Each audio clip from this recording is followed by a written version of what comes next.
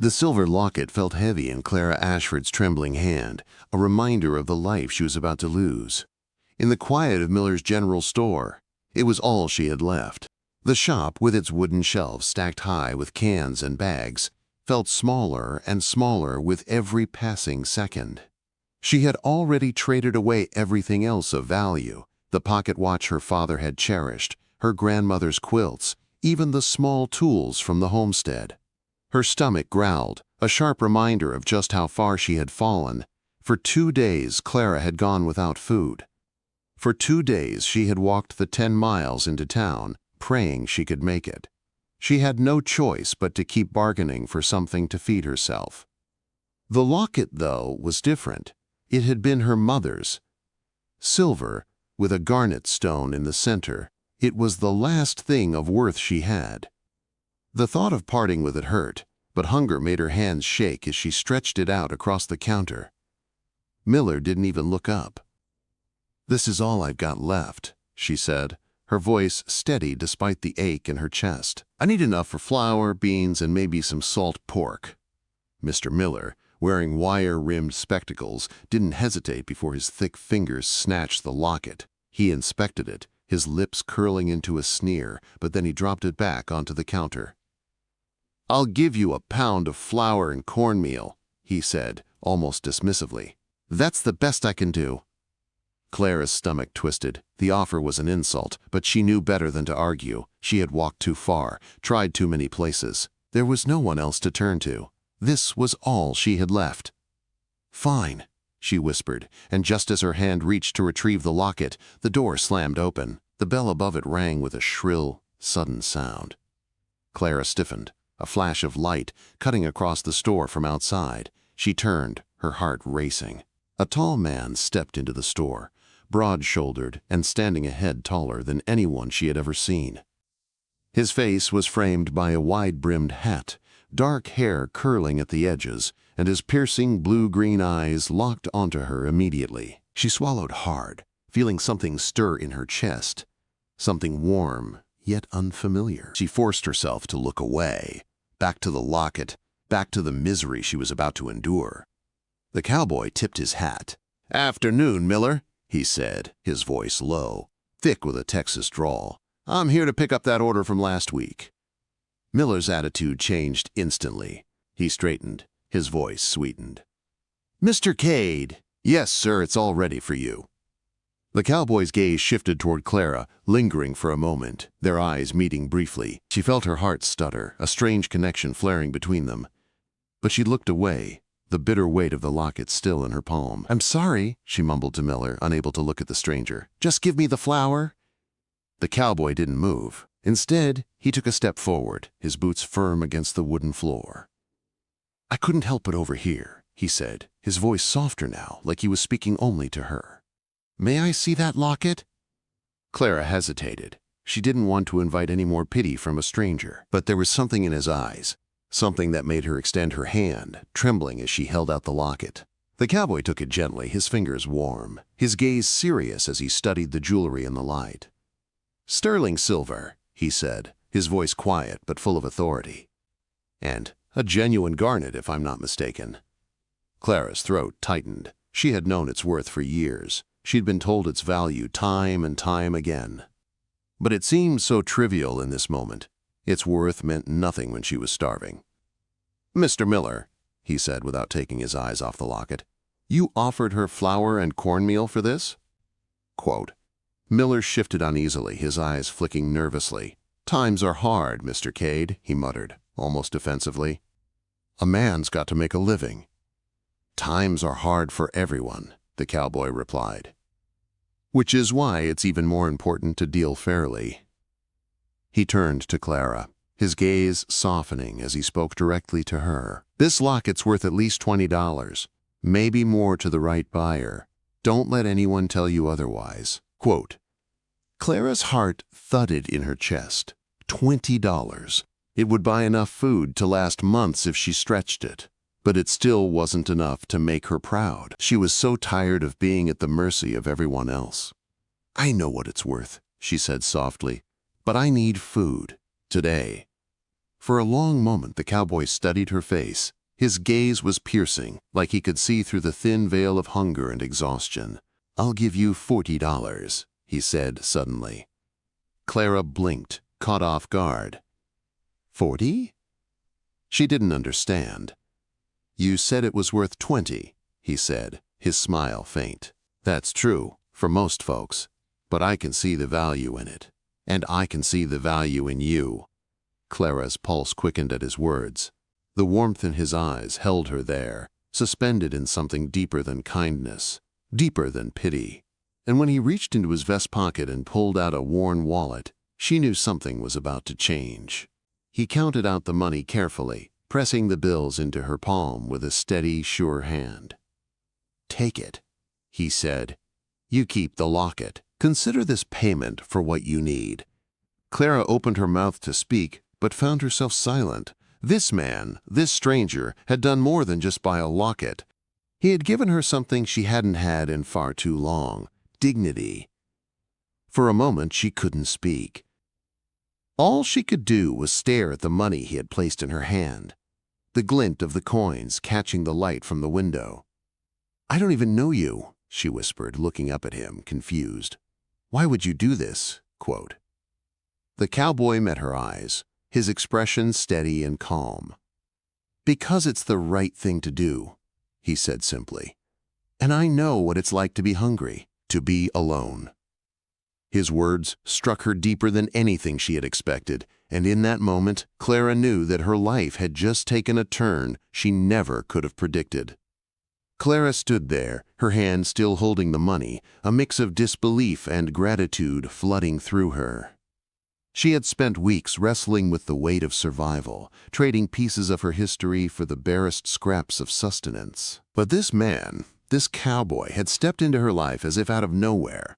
And suddenly, her world had shifted. He tipped his hat with a slight smile, the corners of his eyes crinkling with a quiet warmth. "Mr. Miller," he said, turning to the shopkeeper, "I'll take the order you've got for me." Miller nodded quickly, his usual gruffness melting away in the face of the cowboy's unexpected generosity. The man's gaze returned to Clara, and for a long, heavy moment neither spoke. The weight of his offer still hung in the air between them. She could feel her pulse racing, the lump in her throat threatening to choke her.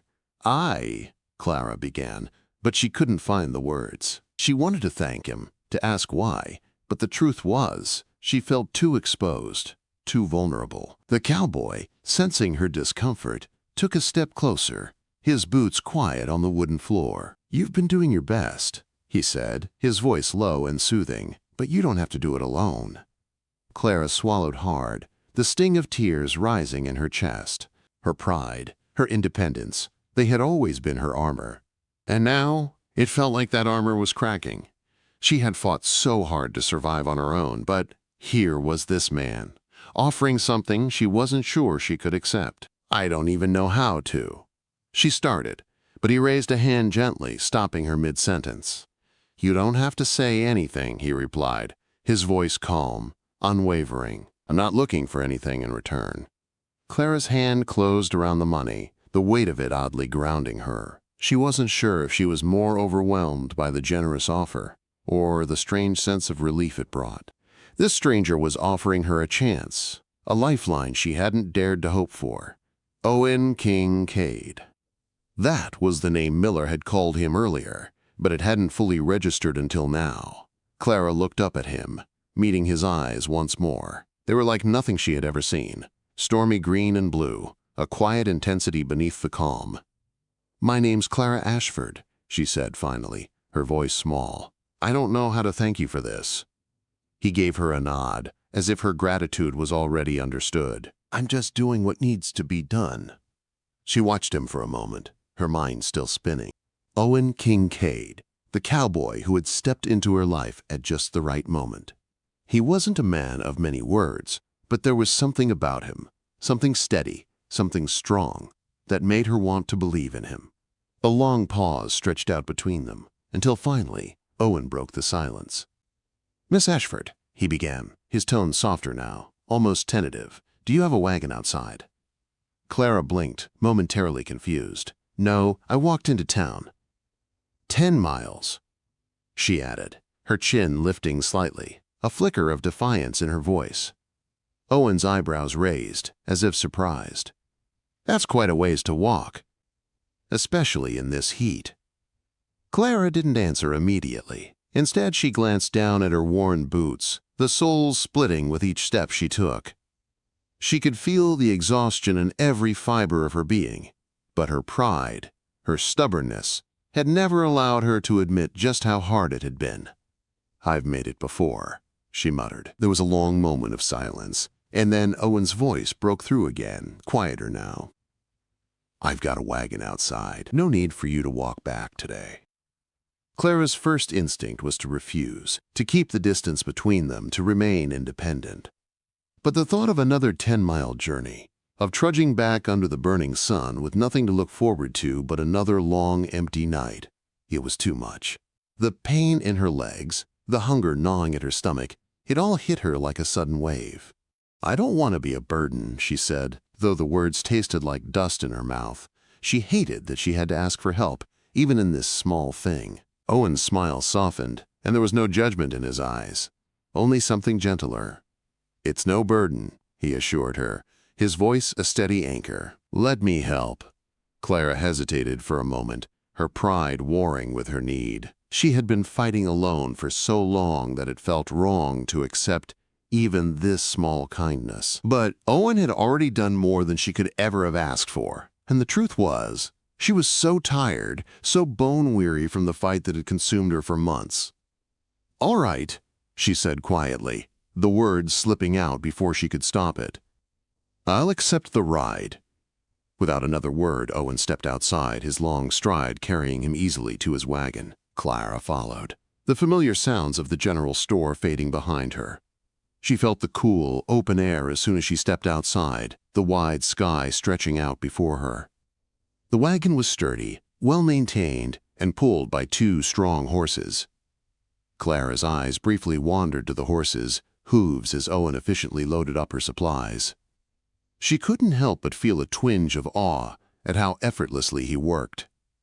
When he finished loading, Owen turned back to Clara, a gentle smile on his face. "Let's get you home," he said, reaching out a hand to help her up. His fingers were strong and warm, and as she placed her hand in his, a strange sense of security wrapped around her. Owen's presence was like an anchor, calm and steady. She found herself leaning into it more than she expected. She felt a flutter in her chest, an unfamiliar sense of hope.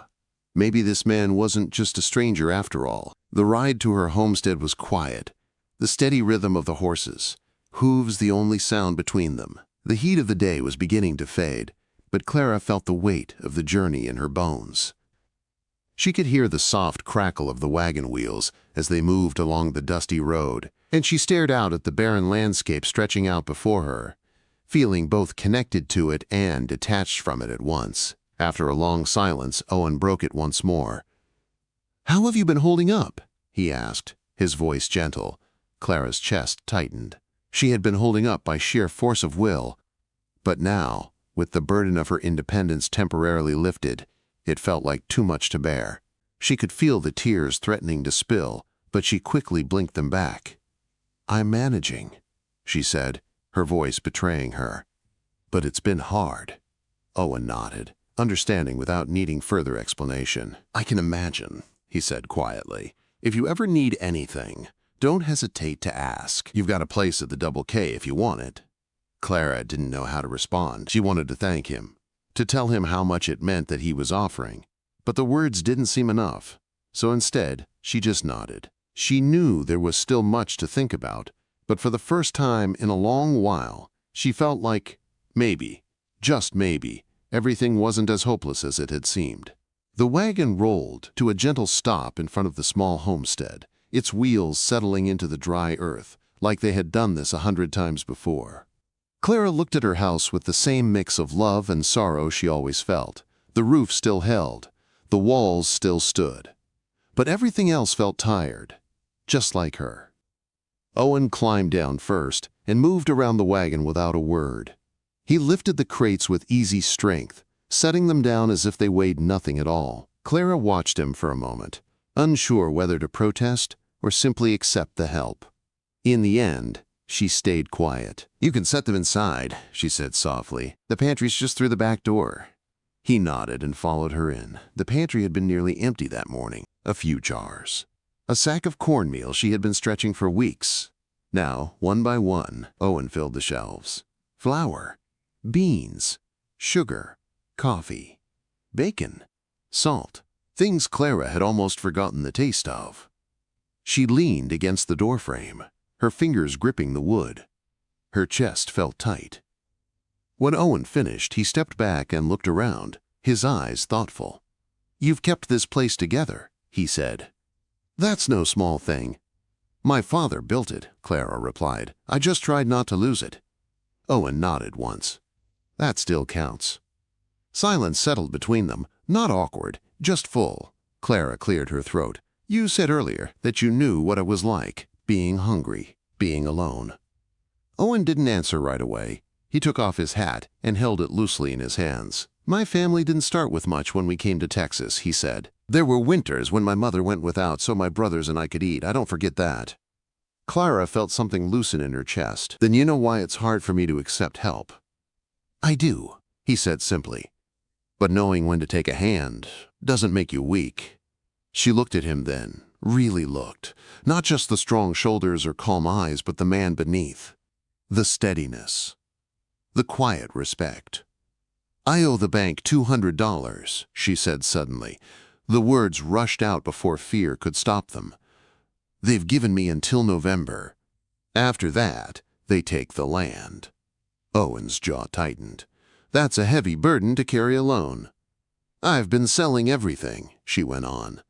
"One piece at a time. Today was the last thing." "The locket." She nodded. "I would have sold it, even knowing what it meant." Owen met her gaze. "You shouldn't have had to." He reached into his vest and pulled out a small folded paper, handing it to her. "These are directions to the Double K Ranch. If you need supplies, work, anything, you come find me." Quote. Clara held the paper like it might vanish. "Why are you doing all this?" Quote. Owen hesitated, then spoke carefully. "Because I saw a woman doing everything she could to survive, and because I couldn't walk away." Before she could answer, he placed his hat back on and moved toward the door. "I'll check on you in a few days if that's all right." She nodded. That's all right." After he left, the house felt different, fuller, warmer. Clara brewed a pot of real coffee and sat on the porch as the sun dipped low. The bitterness on her tongue felt like comfort, like proof. That night, she slept deeper than she had in months. 3 days later, she was kneeling in the garden, coaxing water into stubborn soil, when she heard the sound of a wagon approaching. Her heart jumped before she could stop it. Owen pulled to a stop and climbed down, carrying something wrapped in burlap. "Afternoon, Clara." She stood, brushing dirt from her hands. "You didn't have to bring anything." He smiled faintly and unwrapped the bundle. Inside were young plants, tomatoes, peppers, squash, healthy and green. "My mother grew extras," he said. "Thought they might help." Clara stared at them. "You told your mother about me." "I did." She swallowed. "I'd like to thank her someday." "I think you will." They planted together, working in easy rhythm. When they finished, Owen leaned on his shovel. "Have you thought about my offer? About work?" "I have," Clara said, "and I'd like to accept, if it still stands." His smile came slow and genuine. "It does." He explained the arrangement carefully. Fair wages, 3 days a week, supplies provided, the debt bought from the bank and worked off over time, no tricks. "No strings. I need you to understand something," Owen said. "This isn't charity." "I know," Clara replied. "That's why I'm saying yes." Her first day at the ranch came the following week. The Double K was larger than she expected, busy, alive. Owen's mother greeted her like an old friend, and his family welcomed her without question. Clara worked hard, cooking, cleaning, learning, and for the first time since her father died, she felt useful without feeling desperate. Owen kept his distance, respectful, but his eyes always found her, Weeks passed, then months. One evening, as autumn deepened, Owen walked her home and stopped near the fence line behind her house. The sky burned orange and gold. "You've brought this place back to life," he said. "With help," she replied. "With strength," he corrected. He took a breath. "Clara, I've been courting you because I wanted to do things right, but I can't ignore what's grown between us." Her heart pounded. "I don't want to just help you survive," he said quietly. "I want to build a life with you." She looked at him, fear and hope tangled together. "Owen." He reached into his pocket and pulled out a small box. Inside lay a simple ring. "Will you marry me?" Tears blurred her vision. "Yes," she whispered. "Yes, I will." As he slipped the ring onto her finger, Clara realized something profound. She hadn't just been saved, she had been seen. The ring felt warm on Clara's finger, as if it already belonged there. She stood very still, afraid that if she moved too quickly, the moment might vanish like mist in the morning sun. Owen watched her closely, his hand still wrapped around hers, steady and sure. "You don't have to answer right away," he said softly. "I don't want you to feel rushed." Clara shook her head. "I'm not rushed. I'm just trying to understand how my life turned upside down so quickly." Owen smiled, not offended. "Sometimes the best things arrive without warning." They stood together as the last light faded, neither eager to let go. When Owen finally walked her to the porch and said goodnight, Clara remained there long after his wagon disappeared down the road, her hand pressed to her chest, her heart full and frightened all at once. That night, sleep came slowly.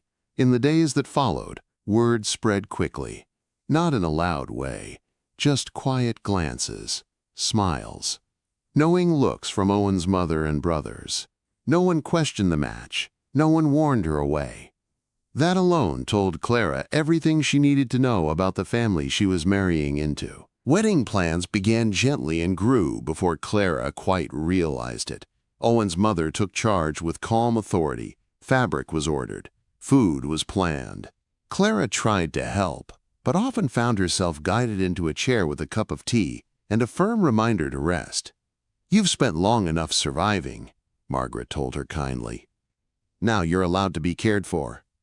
The debt at the bank was settled quietly. One afternoon, Owen placed a folded paper into Clara's hands. The deed, her land.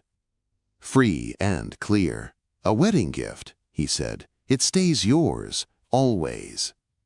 Clara cried then, not from sadness, from being understood. They married on a clear November afternoon in the small church near town. Clara wore a simple white dress, her hair pinned back neatly. She had never felt more beautiful. Not because of the dress, but because of the way Owen looked at her, as if she were something rare and precious. When they spoke their vows, Clara's voice trembled. Owen's did not. He spoke with the same quiet certainty he carried into every part of his life. "I promise to stand beside you," he said, "in all seasons." She believed him. The celebration afterward was warm and noisy. Laughter, music, the smell of good food. Clara danced until her feet ached, until joy felt like something she might drown in. When Owen finally pulled her close beneath the stars, she rested her head against his shoulder and thought, so this is what belonging feels like. Their first winter together passed gently. Spring followed, bringing green back to the land and strength back to Clara's body. She learned the rhythms of the ranch, the unspoken rules of shared work and shared responsibility. She found herself laughing more, speaking more, living without fear tightening her chest. Love grew quietly between her and Owen, not in grand gestures, in small things. The way he always reached for her hand, the way he listened, the way he noticed when she was tired. By summer, Clara knew she was expecting a child. The news left her trembling, half joy, half terror. When she told Owen, he simply pulled her into his arms and held her there, his hand resting protectively over her belly. "We'll do this together," he said, "just like everything else." Their son was born the following winter, strong and loud, filling the house with new life. Clara held him and thought back to the woman she had been in that store. Hungry, alone, afraid. She barely recognized her. Years passed, marked by harvests and births and long evenings on the porch. Another child followed. Then another.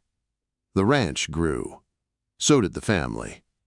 Clara became known as a woman who never turned anyone away hungry. She remembered too well what that felt like. One afternoon many years later, she stood once more inside the general store. The shelves were fuller now, the faces kinder. Her children tugged at her skirts, asking for sweets.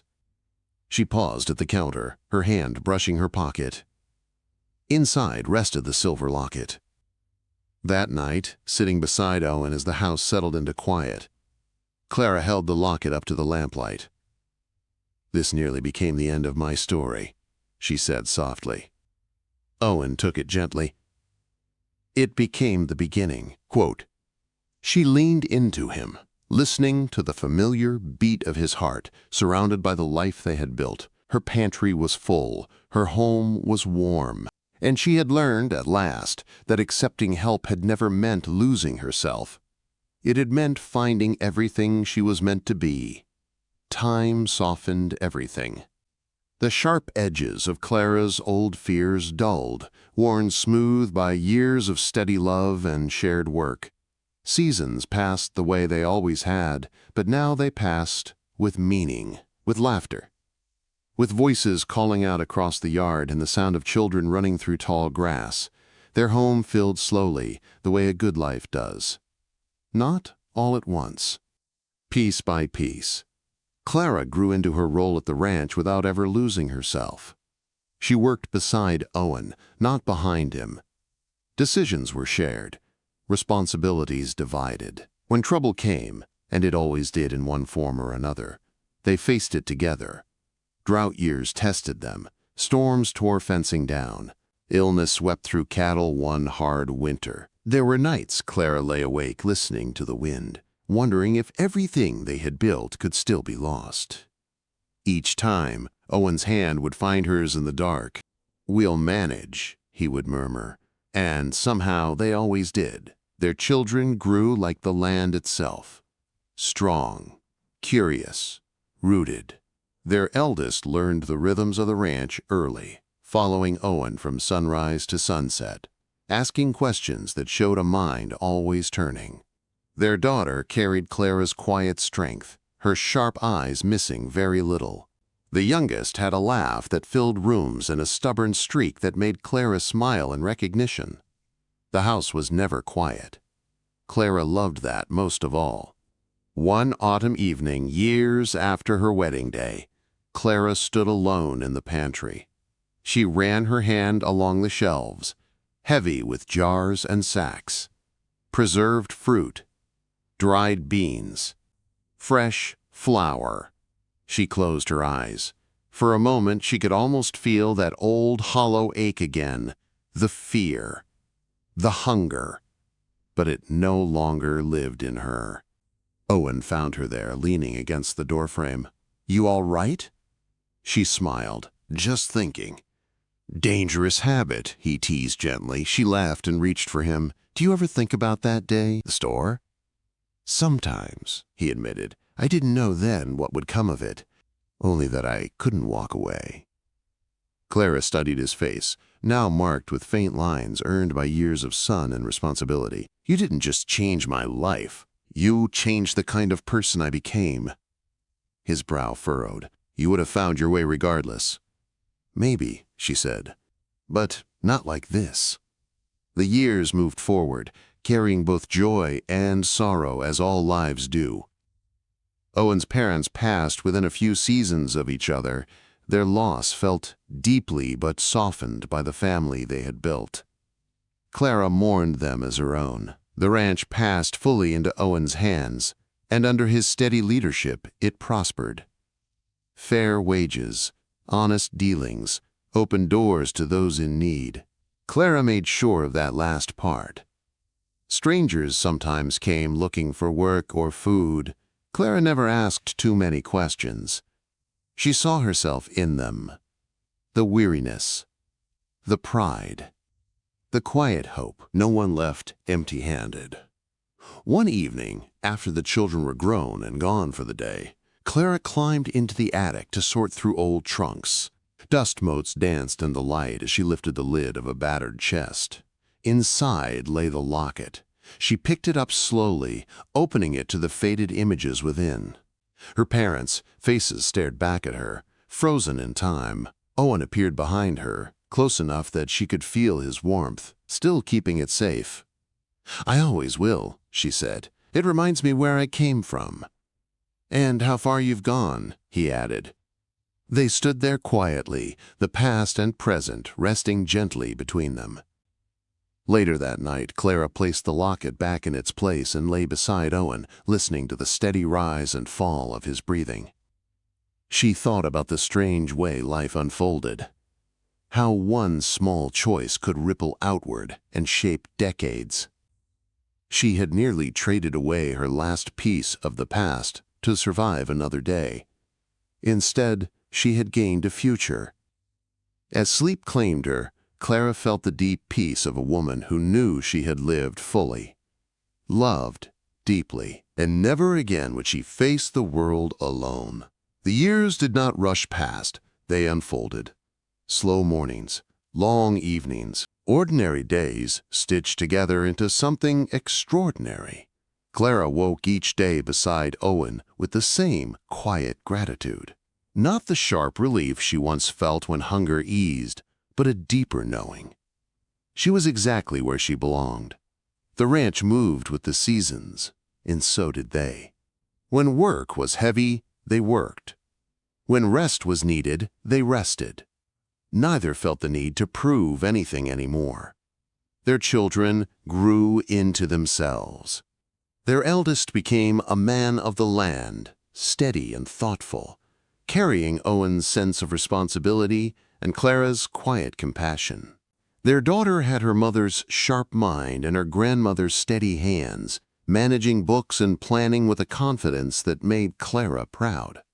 Their youngest brought laughter wherever he went, lightening even the hardest days. The house was often full, children returning home, grandchildren running through the yard, friends and neighbors stopping by, knowing there would always be a place at the table. Clara never forgot what it meant to be hungry. Because of that, she made sure no one else did either. When a young widow arrived one winter with nothing but a sack and fear in her eyes, Clara fed her and found her work. When a ranch hand fell ill, Clara sat by his bedside and saw that his family was cared for. When drought struck nearby spreads, wagons left the Double K quietly in the night, loaded with supplies. Owen never questioned it.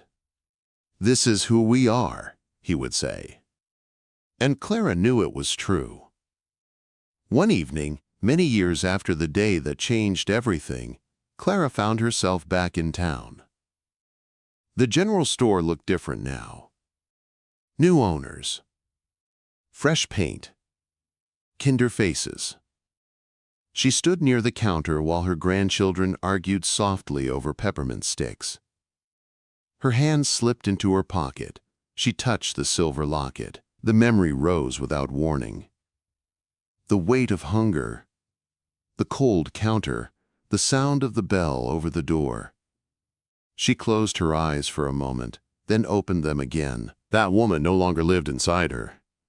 At home that night, after the children were asleep and the house settled into quiet, Clara sat on the porch with Owen. The stars stretched wide above them, just as they always had. "I was thinking today," she said softly. Owen glanced at her, carving knife paused mid-stroke. "About the store," she smiled. "About how close I came to losing everything." Owen set the knife aside and took her hand. "You didn't lose anything." "I know," she said, "but sometimes I think about how different life might have been if you hadn't walked through that door." He squeezed her fingers. "I think about that too, but I also know this. You would have survived." Clara turned toward him. "Surviving isn't the same as living." His eyes softened. "No, it isn't." They sat in silence, the comfortable kind that only comes from years of shared life. Time did what it always does. It left marks. Owen's hair turned silver. Clara's hands bore the lines of work and care. They moved a bit slower, rested a bit longer, but the love between them only deepened, shaped by patience and understanding. On their 30th anniversary, the ranch filled with music and laughter. Children, grandchildren, neighbors who had become family. Clara danced until her feet ached, until she found herself back in Owen's arms beneath the stars. 30 years, he murmured. She rested her head on his shoulder. The best years. Regret anything? He asked quietly. She didn't hesitate. Nothing. Later that night, Clara retrieved the locket from its place of safekeeping. She turned it over in her hands, feeling the familiar grooves worn smooth by time. I think it's time, she said. Owen looked up. Time for what? To pass this on. Their daughter received it weeks later, tears in her eyes as Clara told her the story, not as a lesson in hardship, but as one in hope. Years continued on. There were goodbyes, too. Owen's parents passed, one after the other, leaving behind a legacy that lived on in every fence post, every honest deal, every open door. Clara mourned them deeply, honoring them by living the values they had taught without ever speaking aloud. As age settled more firmly upon them, Clara and Owen spent more evenings sitting side by side, watching the land they had tended together. They spoke less, understood more. One afternoon, Clara sat alone in the pantry. The shelves were full. She smiled. Owen found her there and leaned against the doorway. You always liked this room. It reminds me, she said, of how far we came. He stepped closer and wrapped an arm around her shoulders. We came a long way. She leaned into him, not because of luck, because of choice, he agreed. That night, as Clara lay beside him listening to the steady rhythm of his breathing, she felt the same peace she had felt all those years ago after her first full meal, only deeper, fuller. She had learned something over a lifetime. That strength was not refusing help. That dignity was not standing alone. That love, when offered freely and accepted bravely, could change everything. Her pantry had been filled once by a kind stranger. Her life had been filled by a good man. And her heart had never been empty again.